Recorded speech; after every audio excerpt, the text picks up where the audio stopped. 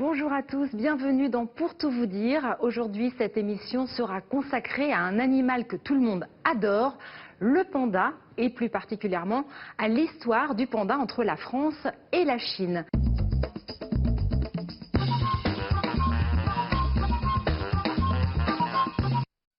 Pour raconter l'histoire des pandas en France, nous aurions dû être en compagnie de Delphine Delors, la directrice générale associée du Zoo de Beauval. Hélas, elle ne pourra pas être avec nous en plateau en raison du confinement, mais nous la retrouverons en visioconférence dans l'émission. Marie-Claude Bonsel, la vétérinaire qui était en Chine en 1973, lorsque les premiers pandas ont été offerts à la France, est en revanche bien là. Bonjour Marie-Claude Bonsel et merci d'avoir accepté notre invitation. Bonjour.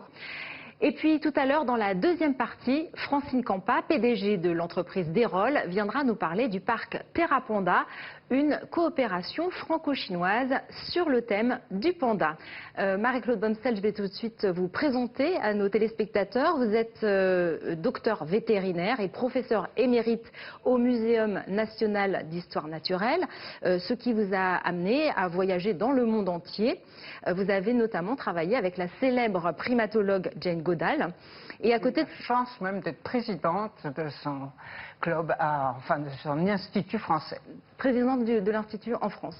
Et à côté de ces activités, vous contribuez régulièrement en tant que chroniqueuse animalière à des émissions pour la télévision et la radio. C'est bien ça ? Voilà. Alors commençons tout de suite sur les pandas. Pourquoi les pandas ont-ils tellement la cote? Qu'est-ce qui rend ces animaux si sympathiques auprès du public, Marie-Claude? Ils ont tout pour eux, absolument tout. Ce sont des ours. Qui n'aiment pas les ours en peluche. Ils sont noirs et blancs avec cette larme à l'œil qui leur donne une forme d'empathie pour nous. On a envie de les câliner. Ils sont extrêmement lents. Ils ne sont pas agressifs, ils sont végétariens, ils ont ces charmantes petites oreilles noires, ils ont vraiment tout. On n'a qu'une envie, c'est de les embrasser. Attention, moi qui les ai approchés, ils peuvent être irascibles, mais a priori c'est logique. Pardon? Ce sont des ours tout de même. Voilà, ce sont des ours avec tout ce qu'il peut dire, mais beaucoup plus lents. L'autre chose aussi, particulièrement pour ma génération, ils ont toujours représenté la conservation de la nature. Dès 61, le WWF a créé un logo à leur effigie et ils étaient chinois. Et nous, en 61, la Chine, c'était un pays lointain. Donc, on les a d'autant plus appréciés. Alors, vous l'avez dit, hein, ce sont des carnivores végétariens. C'est un petit peu paradoxal, a priori. Ils ont d'autres caractéristiques très particulières. Est-ce que vous pouvez nous en donner quelques exemples? Ce sont des paradoxes en eux-mêmes, si je puis dire. Bon, être ours, c'est-à-dire carnivore, même si tous les ours sont plutôt herbivores, a tendance, avec de temps en temps quelques goûts pour les proies, mais eux sont spécifiquement herbivores et spécifiquement accros au bambou, 99%. Alors il y a ça à peu près 2 millions d'années, ils se sont trouvés dans des marais environ, on suppose, et ils ont été poussés à trouver une nourriture le plus facile possible, et grâce à ça, ils se sont accrochés au bambou. L'avantage qu'ils ont eu, c'est qu'ils ont développé une excroissance, on appelle ça un 6e droit, qui est en fait une excroissance osseuse qui leur permet de coincer le bambou. Et ça, c'est formidable. C'est aussi une des choses pour lesquelles on les voit sandwicher, ils cassent leurs trucs et tout. Ils peuvent attraper comme s'ils avaient des mains. Ça fait un bruit épouvantable quand vous êtes à côté d'eux, en train de se dire crac, crac, crac. Ça sort beaucoup de l'autre côté car ils digèrent extrêmement mal puisqu'ils ont un estomac et un intestin carnivore, le bambou. Donc ça ressort tous les 8 heures, hein, c'est pipi caca, notez, on aime ça aussi. Et donc, passent le plus clair de leur temps à manger du bambou. Voilà, ils ont cette faculté étonnante à être obsédés, si je puis dire par ça. Même s'ils ne dédaignent pas un peu de charogne. Et nous, en plus, au parc zoologique à Vincennes, on donnait une bouillie spécialement qui avait été affrétée par les Chinois, spécifique en plus. Ils ont un autre système aussi qui est étonnant, c'est la reproduction. D'abord, les ours en général, donc des périodes de reproduction courtes. En général aussi, c'est sur 2-3 jours. Même chose donc chez elles, sauf ça peut être renouvelé chez les ours carnivores.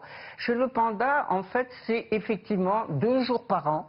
En fonction en plus de la nourriture, la femelle est en chaleur, elle marque à ce moment-là son territoire, elle va uriner et tout, et les mâles vont venir au possible accouplement qui ne durera dans une journée. Donc c'est effectivement difficile. Derrière, en plus, elle a ce qu'on appelle une diapose embryonnaire qui permet au bébé de rester dans l'utérus et de ne se fixer que dans les bonnes conditions. Donc vous voyez qu'elle fait un petit très tardivement et ce petit fait à peine 100 grammes pour un animal qui fait 100 kilos. Donc c'est assez étonnant. Enfin, le dernier point, ces taches noires et blanches, c'est quand même hallucinant. Ça, c'est parce qu'ils sont dans l'ombre des marais ou des forêts pluvieuses et en fait, avec le jeu du soleil dans le bambou et tout, ils sont extrêmement bien dissimulés et comme ils sont relativement silencieux et qu'ils communiquent à l'odorat, on ne les reconnaît pas beaucoup. Donc ce sont des animaux faramineux, fantastiques. Peut-être pour nous des choses qu'on n'aurait pas imaginées autrefois dans la nature. Alors nous allons maintenant nous intéresser de plus près à l'histoire des pandas en France, qui est le sujet de notre émission. Mais pour commencer, je vous propose de regarder un petit sujet qui revient sur les pandas du Zoo de Beauval, un parc animalier situé à environ 200 km de Paris, qui accueille depuis 2012 des pandas.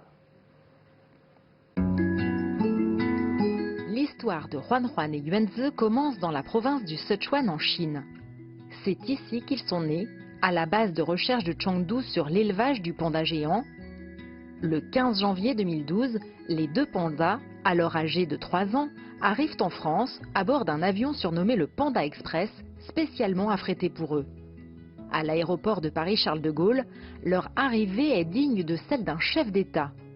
Passées les premières émotions de ce moment historique, ils sont escortés jusqu'au zooparc de Beauval, où ils seront installés dans les hauteurs de Chine, un décor qui rappelle la Chine.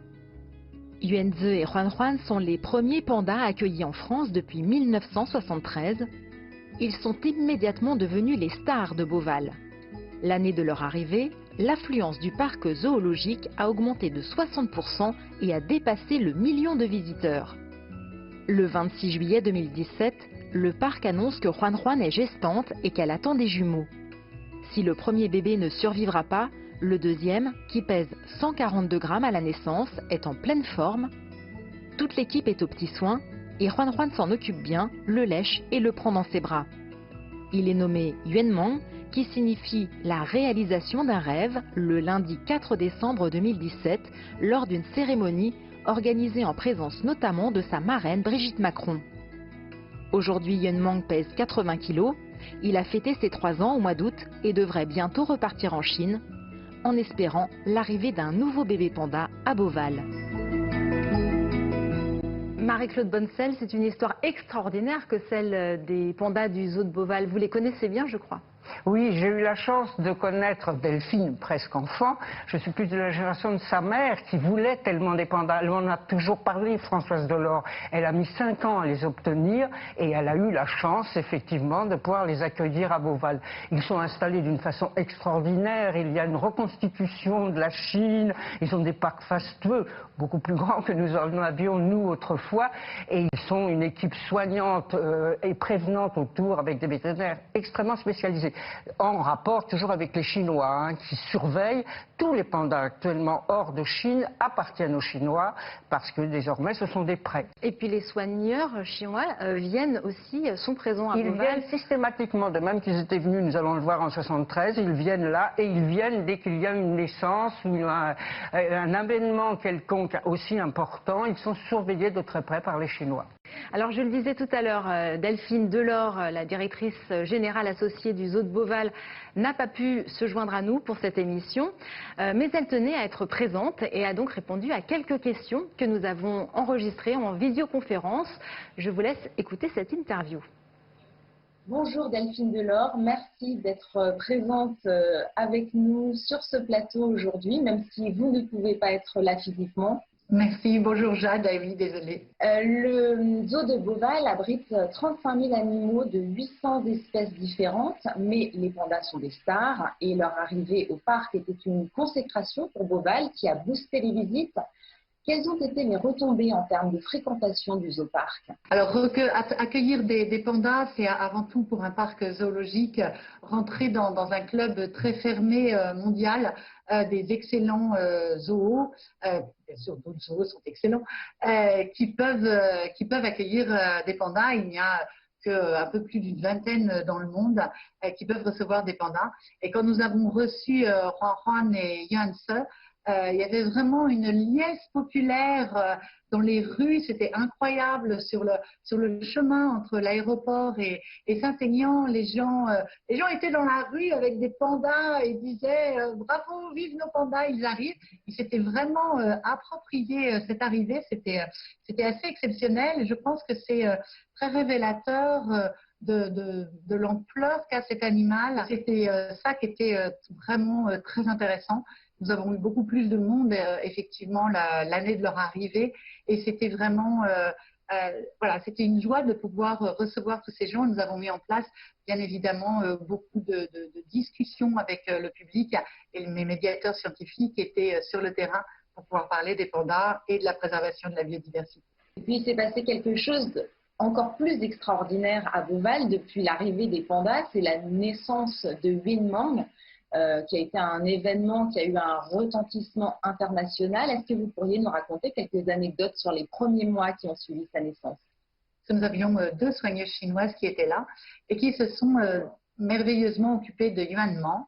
Et ce qui était amusant aussi, c'est que l'une d'elles avait élevé Huan Huan, la maman. Donc elles s'en souvenaient. Et incroyablement, elle parlait panda. Donc elle s'approchait de la femelle et elle faisait des sons genre... Et la femelle panda reprenait le bébé, le remontait, le remettait bien. Enfin, c'était absolument incroyable. J'ai donc vu des Chinoises parler panda à Beauval. Alors, il y a eu aussi plusieurs événements qui ont touché à la diplomatie avec ces pandas. On parle d'ailleurs de diplomatie des pandas. À la naissance de Huyen Mang, il y a encore eu ce volet diplomatique puisque c'est la première dame Brigitte Macron qui est venue elle-même donner officiellement son nom à Huyen Mang. Là encore, ces images ont fait le tour de la planète. Comment ça s'est passé? Très simplement, en fait, on avait un peu dit à l'avance que la première dame pourrait être marraine. Et puis, le matin de la naissance, en fait, c'est elle qui nous a appelés. Elle a appelé directement mon frère sur son portable et elle lui a dit bonjour monsieur, je suis Brigitte Macron, madame. et elle lui a dit qu'elle était très honorée d'accepter d'être la marraine du panda et qu'ils avaient suivi avec son mari Emmanuel Macron en direct du palais de l'Élysée toute la nuit. Nous, on avait publié sur les réseaux sociaux, on avait décidé de faire une naissance très transparente, de pouvoir tout raconter à notre public. Et du coup, on avait vraiment publié minute par minute, quart d'heure par quart d'heure. Et donc voilà, donc Madame Macron est venue en personne, c'était d'ailleurs sa première sortie officielle, pour donner son nom à Huyen Mang. Et ça s'est très bien passé, elle est absolument charmante. Marie-Claude Bonsel, vous l'avez vu, vous, ce bébé panda? Je l'ai vu de très loin, malheureusement. J'avais vu les parents parce que j'avais eu la chance d'avoir été invitée par Chengdu à la réception. J'avais vu d'ailleurs tout l'aspect officiel extraordinaire. Le bébé, je l'ai entreaperçu une fois ou deux, j'étais déjà trop grand. Il y avait tellement de monde que c'était impossible. Mais j'avais eu la chance d'en voir beaucoup plus à Chengdu. Alors, le zoo de Beauval, c'est l'histoire récente des pandas en France.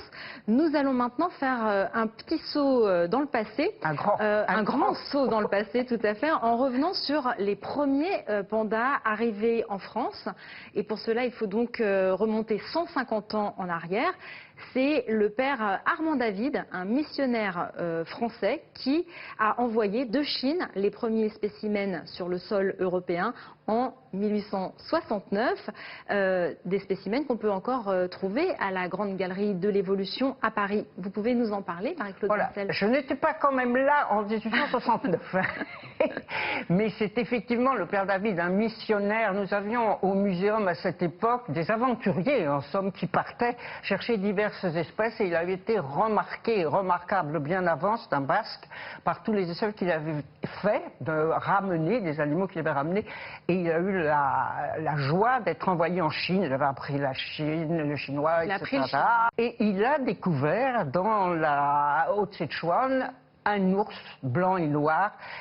Il avait vu une peau, il a demandé à le voir, des chasseurs sont partis, ils lui ont ramené mort, hélas, un petit, qu'il a vu effectivement être noir et blanc, il n'a pas compris, il s'est dit c'est curieux, c'est une mutation et tout, il a redemandé une autre peau, il en a eu une autre, peau, hélas, et il a donc considéré que c'était une nouvelle espèce qu'il a appelée l'ours noir et blanc ou ours-chat, parce qu'ils ont des pupilles en fente de chat, et qu'il a envoyé. Et ce sont ces deux spécimens naturalisés déjà, enfin de peau, qui sont partis au muséum. Notre directeur de l'époque, Mine Edwards, c'était absolument émerveillé. Puis, comme toujours au muséum, on a discuté, est-ce que c'est un ours, est-ce que c'est un raton laveur, etc. C'est un ours. D'accord. Et donc on peut les trouver aujourd'hui, toujours à la Grande Galerie de l'Évolution, donc naturalisés. Oui, ils sont sous forme de peau, on les voit pas. Non, Ils sont sous forme de peau. En l'occurrence, on les voit mal, ce sont des collections du muséum. Hein. Il faut être déjà privilégié pour les voir. D'accord. C'est ce qu'on appelle les animaux types. Maintenant, faisons un nouveau bond dans le temps, jusqu'en 1973, un peu Alors plus là, proche de nous. j'étais là. Alors cette année-là, Georges Pompidou est le premier président français à se rendre en visite officielle en République populaire de Chine. Il est reçu par le premier ministre chinois Zhou Enlai, qui va lui offrir 2 pandas. C'est un cadeau du peuple chinois au peuple français. Marie-Claude Bomsel, vous étiez de ce voyage à Pékin et vous étiez même dans l'avion qui a ramené les pandas en France. Est-ce que vous pouvez nous raconter? Alors, il faut bien resituer l'époque. 73, on n'avait absolument rien, aucune notion de ce qu'était la Chine. Moi, encore moins, j'étais très jeune hein, à cette époque. Et on nous annonce effectivement, tout de suite après, le muséum est un établissement national, que Pompidou a décidé qu'ils iraient au muséum et qu'il fallait partir. J'étais le seul vétérinaire disponible à ce moment-là. Je peux vous dire que la panique m'a gagné. J'ai lu tout ce que j'ai trouvé sur le panda, pas grand-chose. Et je suis parti avec le sous-directeur à Pékin, car les animaux étaient à Pékin. Ils avaient été pris dans la nature à cette époque. Ils ont été tenus aux zoo de Pékin. On a été reçus merveilleusement. On nous a promenés partout. J'ai eu la cité impériale pour moi toute seule, la grande muraille de Chine, etc., etc. C'était beaucoup de chance. Mais enfin, j'attendais les pandas. Enfin, nous sommes partis au zoo, qui était désuet, mais le nôtre en France n'était guère mieux à cette époque. Et on a vu toutes sortes d'animaux, rhinopithèques, petits pandas, des animaux très rares et très précieux de Chine, avant d'arriver, je croyais aux pandas, non, dans une grande salle où on nous a fait un colloque. Vous savez, les Chinois aiment beaucoup qu'on discute avant, et on a fait un colloque de 2 jours sans que je puisse voir les pandas. Je me morfondais terriblement. On a su comment les traiter par acupuncture et tout. Puis enfin, nous avons été présentés à nos 2 pandas. Donc vous avez vu pour la première fois des pandas. Voilà. J'en ai vu en vrai, je n'y croyais pas. Ils étaient plus jeunes, ils avaient 8 mois à peu près. Ils étaient tout moumous. Bon, j'ai voulu, comme tout le monde, mais il y avait la cage. Les soigneurs nous ont interdit, bien entendu, d'approcher. Et puis on nous a montré comment ils mangeaient avec ses mains, comment c'était merveilleux.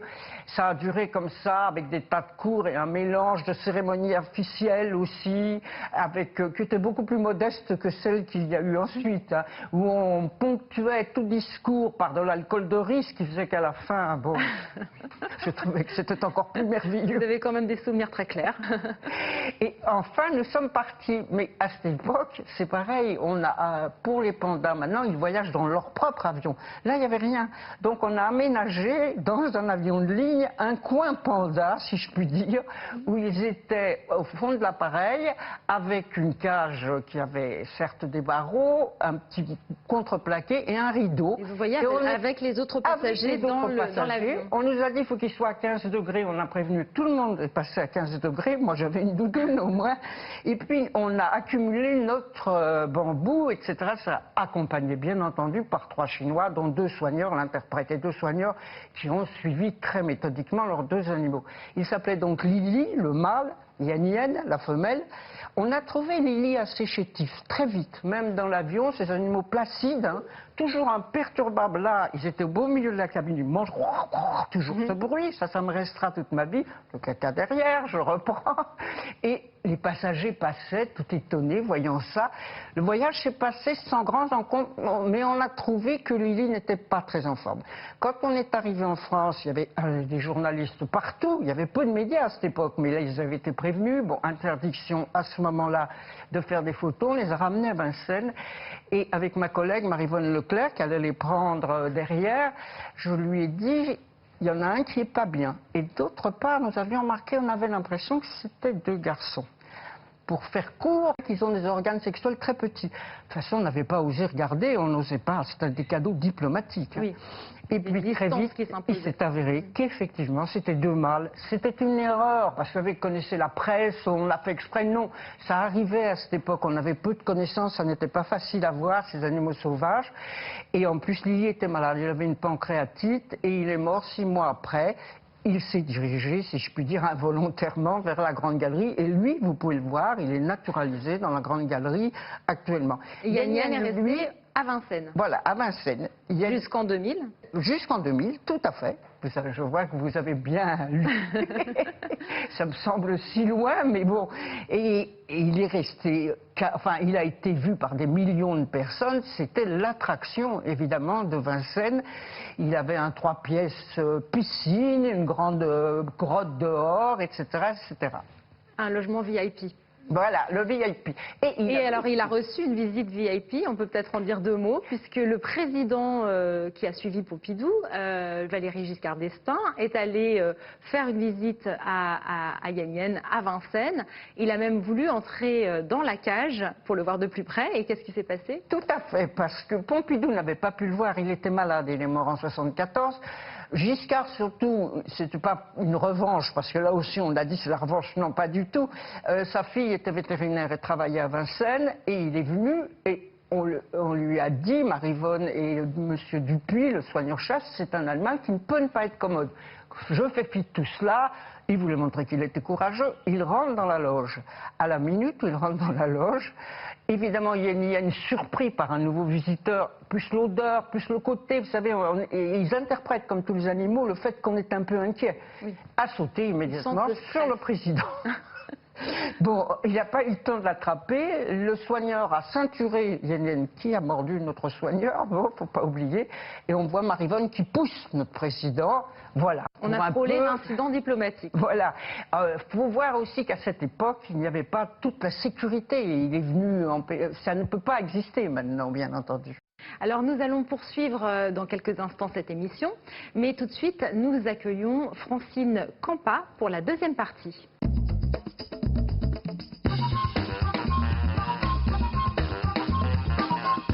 Bonjour Francine Campa, merci d'avoir accepté notre invitation dans Pour tout vous dire.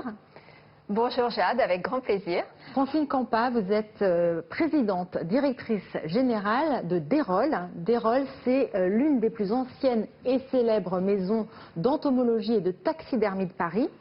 C'est aussi ce qu'on appelle un cabinet de curiosité, un lieu où l'on trouve toutes sortes de choses plutôt belles et étranges. Et c'est aussi une société qui met en œuvre de nombreux projets autour de la nature, de l'art et de l'éducation. Absolument, Jade, vous avez parfaitement résumé ce qu'est Dérolle, cette institution de près de 200 ans d'âge qui a été historiquement créée à vocation pédagogique pour permettre au plus grand nombre d'observer, d'étudier et de préserver par la suite la nature. Alors pour cette émission sur les pandas, vous êtes venu nous parler de Terra Panda. Terra Panda, c'est un parc naturel, écologique et touristique autour du panda qui doit s'implanter dans la province du Sichuan, le lieu de Chine d'où viennent les pandas.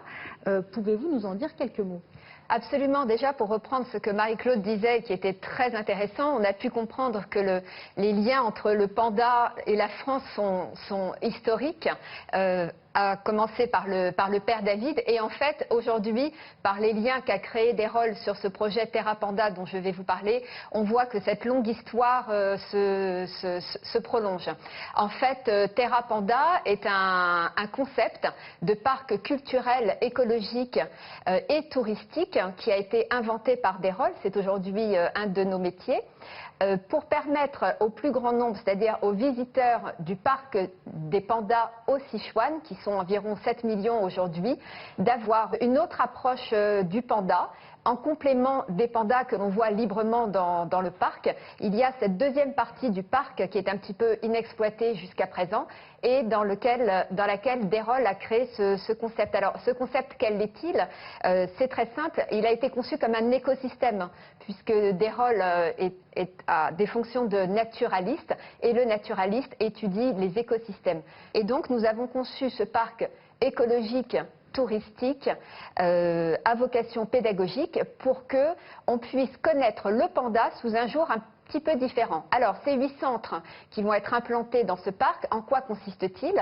Nous avons tout d'abord un musée en forme d'arche de Noé qu'on a pu voir tout à l'heure derrière vous, donc arche de Noé comme symbole de la préservation de la biodiversité et du rapport de l'homme à la nature, de la responsabilité de l'homme à la nature. Deuxième centre, une ferme à vocation pédagogique également, inspirée par la permaculture pour comprendre que tout animal s'implante dans un écosystème naturel. Troisième centre, une école alternative, on va dire, c'est-à-dire présentant des cours pour adultes et enfants, pour mieux s'intéresser à la nature et se reconnecter à la nature. Ensuite, un centre de conférence, un centre de recherche sur le panda, un lieu wellness. Vous avez parlé tout à l'heure, Marie-Claude, du côté très lent que peut avoir le panda, qui nous a inspiré, bien entendu, puisque tout cela tourne autour du panda. Et cette lenteur, on l'a appelée la slow attitude, c'est-à-dire aujourd'hui sortir un petit peu de cette frénésie que l'on a et dans toute cette du panda. Absolument, c'est le panda qui est le fil directeur, qui est au cœur du projet. Et ce que fait Dérolle, c'est trouver un concept, un fil directeur, une philosophie de projet qui se décline ensuite dans tous ces centres. Alors le projet a été signé en 2018 lors de la première visite du président Macron en Chine. Comment se sont passées les négociations et que s'est-il passé depuis ? Alors, ça a été un grand moment, je dois dire. Dérolle a été deuxième sur la liste des 18 grandes entreprises et 18 grands projets qui ont été signés lors de la visite de M. Macron. Donc, ça s'est très bien déroulé, c'était très impressionnant. Et surtout, vous étiez sur place? Oui, j'étais sur place avec M. Debreuil, que l'on voit derrière, et on voit nos partenaires, Mao Jiong, qui dirige la société Fangzhou Exception, qui est notre partenaire privé. Et la troisième partie est la société d'État Wenlu.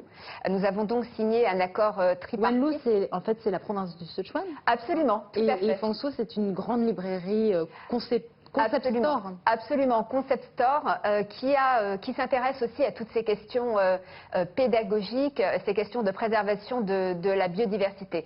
Aujourd'hui, Dérolle, et depuis 200 ans, est basé sur des valeurs de nature, art, éducation, et bien entendu, ces valeurs parlent tout à fait dans ce projet. Alors, c'en est où ce projet aujourd'hui? Alors aujourd'hui, nous avons réalisé la première partie du projet. En fait, quand Dérolle a conçu le projet, nous avons eu plusieurs phases. Il y a une méthode de Dérolle pour concevoir ces projets. La première phase est de définir le concept avec nos interlocuteurs, donc ce concept des 8 centres, puis le faire valider, et ensuite Dérolle à travailler. Nous avons un rôle de fédérateur et trouver et sélectionner les meilleurs partenaires pour mener à bien ce projet. Donc, dans le cadre de ce projet, nous avons été assistés, par exemple, par le Studios Architecture, qui est le cabinet d'architectes qui a été le cabinet d'exécution de la Fondation LVMH. Nous nous sommes, bien entendu, Marie-Claude, rapprochés du Muséum d'Histoire Naturelle. Nous avons travaillé avec des spécialistes du sujet sur la ferme en agroécologie, sur la pédagogie alternative. Et donc, la première phase a été rendue en début d'année 2020 et malheureusement, nous avons été par la suite arrêtés par la crise sanitaire. Comme beaucoup d'activités. Alors, ce parc Terra Panda sera implanté au sein de la vaste et emblématique zone de recherche et de protection des pandas géants de Chengdu, qui est située en bordure de la ville et dont une partie est déjà ouverte au public. Vous avez déjà eu l'occasion de la visiter? Oui, c'est là où j'ai eu la chance de les voir quand la deuxième fois ils sont partis pour Beauval. C'est un lieu assez étonnant car la joie c'est de voir, je suppose que vous l'avez vu, des petits pandas. Et ça, il n'y a rien de plus merveilleux. Absolument, c'est un lieu incroyable, exceptionnel, où en fait on voit aussi bien les pandas adultes qui, comme vous disiez, passent leur journée à manger, à déféquer, et puis ils sont, il y a un terme que l'on a bien aimé, ils sont facétieux. C'est ça qui les rend aussi, je pense, extrêmement attachants. On a l'impression parfois de voir des expressions un peu humaines, ils ont un petit côté gauche extrêmement attachant, et puis ce contraste avec avec la taille des bébés pandas. Et c'est pour ça que Dérolle justement a à cœur ce très beau projet de Terra Panda. Il manque, et ils en ont tout à fait conscience, ce côté partir, qui est en fait de partir de la symbolique du panda pour l'étendre à toute la biodiversité dont le panda est aujourd'hui un exemple qui a failli disparaître. Voilà, c'est non seulement un exemple, mais c'est formidable. Si on pense à la conservation du panda, elle est faite de façon remarquable en Chine. Les animaux sont suivis par trekking, etc., etc. Il y a une déforestation qui est petit à petit canalisée. Le problème, parce que c'est ça le problème pour les pandas, c'est la réduction de leur habitat. C'est la réduction de leur habitat et le tourisme qui apparaît. Parce que les Chinois sont comme tout le monde, que ce soit des Chinois ou d'autres, ils veulent voir les pandas dans la nature. Et ça dérange parfois les animaux. Vous savez, c'est la grosse difficulté. D'où l'intérêt de voir des parcs comme ça pour qu'ils comprennent, grâce à ça, qu'il faut faire très attention. L'autre souci aussi, et ça c'est mondial, et tout le monde doit y participer, c'est le réchauffement climatique qui gêne et qui fait que désormais leurs bambous vont petit à petit changer de forme et ils mangent à peu près 35 espèces, il y en a beaucoup qui vont disparaître, c'est un gros problème pour eux. Ah, donc et ils sont menacés aussi de l'importance, ça n'est pas uniquement le panda, c'est ce que vous avez dit, c'est une espèce parapluie, c'est-à-dire qu'il permet à ce moment-là de sauver tout son biotope et toutes les espèces qui vivent autour de lui, c'est un exemple merveilleux de biodiversité, vous avez raison. Et d'écosystème, c'est exactement ce que vous disiez, on ne peut pas prendre un animal en soi, l'animal vit dans un écosystème. Et plus l'homme comprendra ce qu'est un écosystème, plus l'homme aura cette notion de responsabilité et de domino. Si on fait tomber un domino, c'est le reste qui tombe petit à petit, plus le panda et les autres espèces seront préservées. Alors justement, Dérolle est impliqué dans ce projet, mais aussi dans d'autres initiatives, comme le jardin nourricier de l'UNESCO à Paris, ou le conservatoire de la tomate. Tout comme Beauval ou Terra Panda, il s'agit de préserver ce patrimoine universel qui est la biodiversité.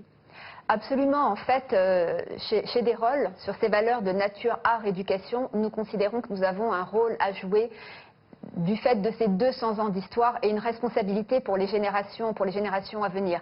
Donc notre action, en fait, que toutes les équipes ont vraiment à cœur, depuis Monsieur De Breuil, qui est le propriétaire de la maison Dérolle, et toutes les équipes que l'on voit derrière vous chez Dérolle, qui est entreprise, qui est labellisée entreprise du patrimoine vivant pour ses savoir-faire et qui a un accord cadre avec l'UNESCO.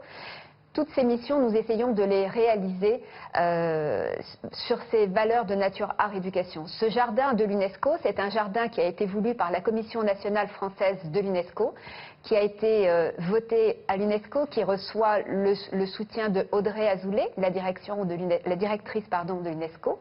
Et en fait, il y avait au sein de l'UNESCO une très grande pelouse délaissée, un petit peu jaunie l'été, doit-on dire même, et ils ont décidé d'utiliser cette pelouse pour en faire un jardin qui est à vocation pédagogique, qui va présenter un peu une universalité des plants, puisque vous savez que l'UNESCO regroupe 194 nations. Donc dans ce jardin, nous avons implanté des plantes et des plants de toutes les régions du monde, des plus grandes régions du monde, donc vivent les unes à côté des autres, des plants venant d'Amérique du Sud, d'Afrique, d'Europe, beaucoup de Chine également. Et ce jardin a été designé par Monsieur De Breuil en forme d'hélice d'ADN pour symboliser la vie. Donc là encore, nous partons d'un concept, nous le développons avec un design et des signifiants pour qu'il soit au service de tous. Vous voulez réagir, Marie-Claude Bonnefeld? Non, je trouve ça admirable parce qu'il faut que toute la jeune génération qui est écologiste a peu de données finalement. Et il est intéressant de pouvoir lui offrir ça, c'est l'avenir, hein, absolument. Et ce sera le mot de la fin. Je vous remercie toutes les deux, Francine Campa et Marie-Claude Bonnefeld, d'être venues nous parler des pandas et du projet Terra Panda de Dérolle. Et je vous remercie, vous aussi, qui nous avez suivis. Je vous rappelle que Pour tout vous dire est présent sur les réseaux sociaux de CGTN français et que nous espérons y lire vos commentaires. Je vous dis à la semaine prochaine pour une nouvelle émission.